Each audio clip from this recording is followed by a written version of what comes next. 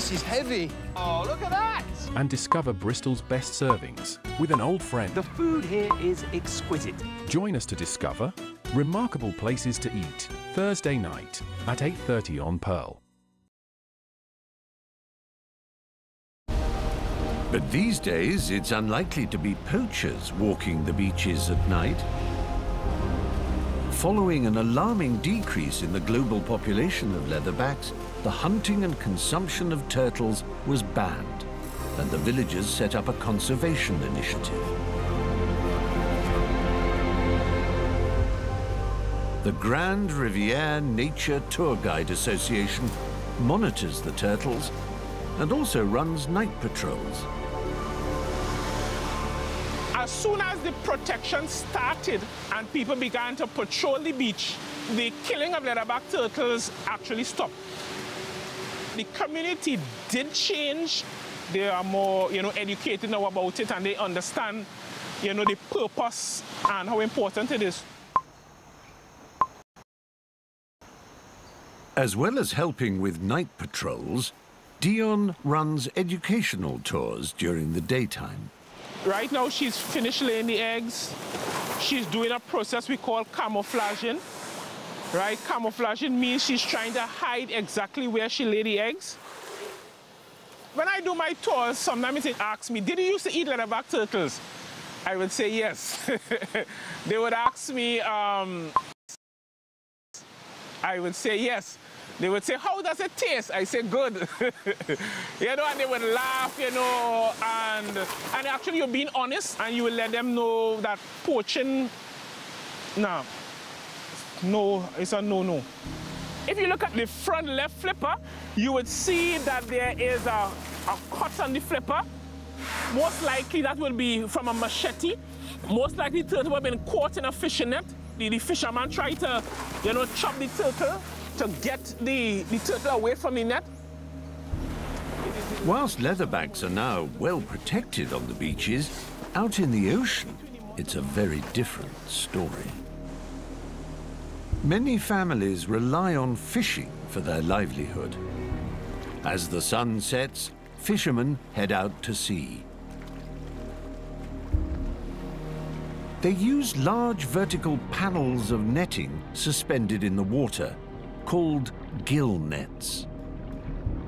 As well as catching fish, the gill nets often entangle other wildlife, including turtles.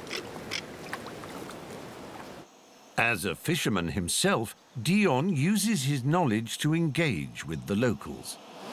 How many boats other than you do you see out there in the night? There's like 12 of us, or could be probably more.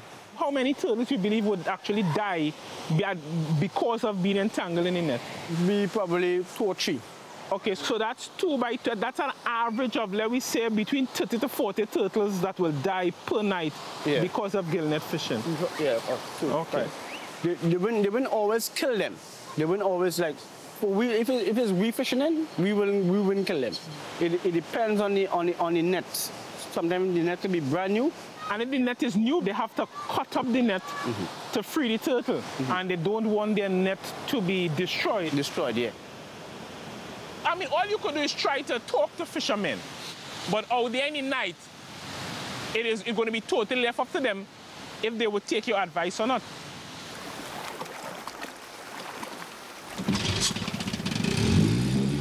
Dion hangs up his own gill nets for the entire turtle nesting season, but he still loves to spend time out on the water. His passion for leatherbacks has even inspired him to communicate their plight through poetry. A few years ago, I actually wrote a book on turtle poems to try to help the conservation process. When I hit the net, tears began to flow. No matter what I did, it won't let me go. It held me close like it loved me, till I couldn't breathe. I tried to get my nose to the top for air. It pulled me back down without a care. I couldn't fight back, no matter how hard I tried. Now I recognize how precious life is.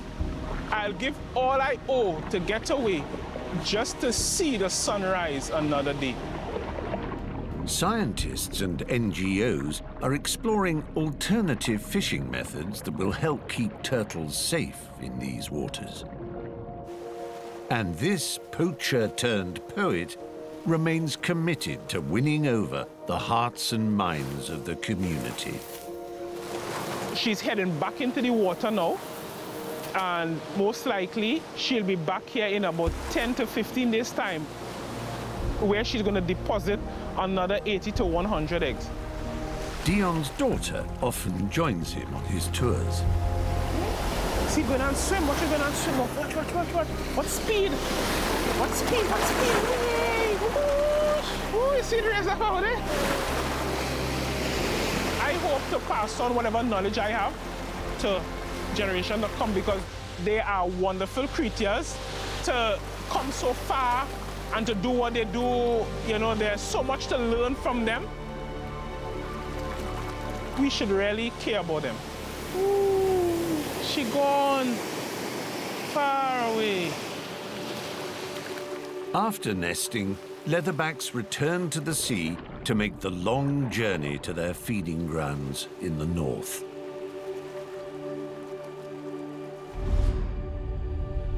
As our planet continues on its journey around the sun, its heat intensifies over the northern hemisphere, and the equatorial rain belt is drawn north.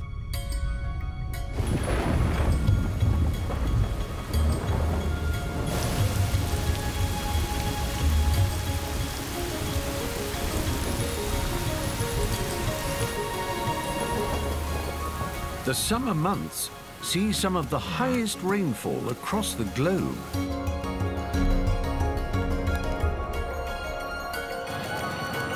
All around the world, animals follow this movement of water in search of fresh food.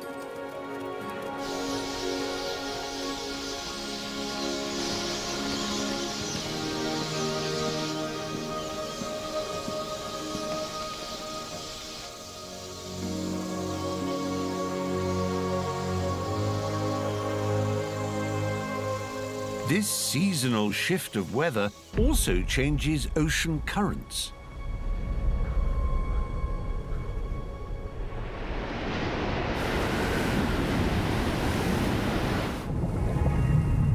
In summer, a blizzard of nutritious plankton flows towards the Maldives.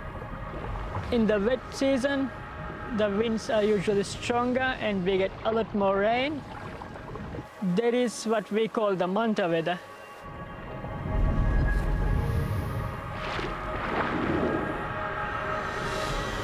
Enormous reef mantas gather here in their hundreds to feed on the plankton.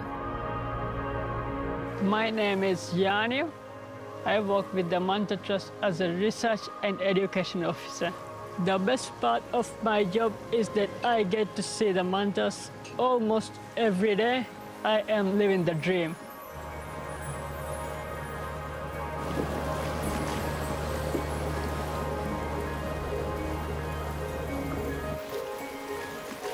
Jani was born and brought up on these islands.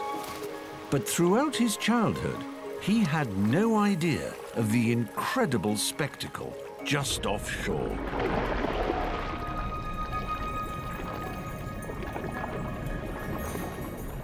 I learned swimming and snorkeling when I was really young.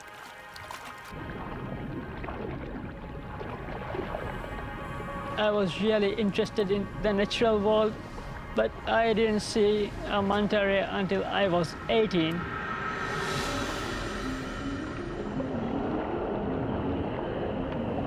When I first saw the mantas, I was swimming with 200 mantas.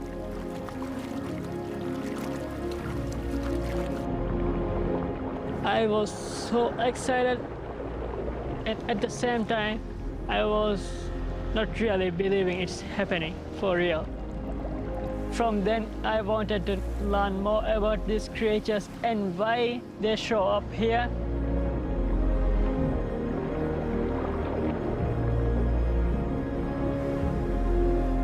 The unique geography of the funnel-shaped bay traps huge amounts of plankton. And the mantas know exactly where to come year after year. Lining up, the mantas catch plankton in the slipstream of the manta in front.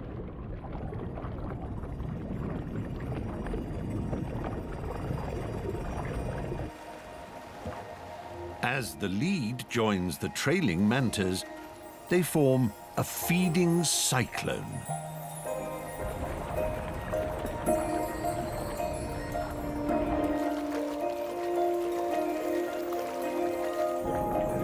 They swim with their cavernous mouths wide open, drawing in the plankton. But appearances can be deceptive. Mantas are really big and gentle. They do not have any teeth. Even if their mouth is huge, they would not bite you.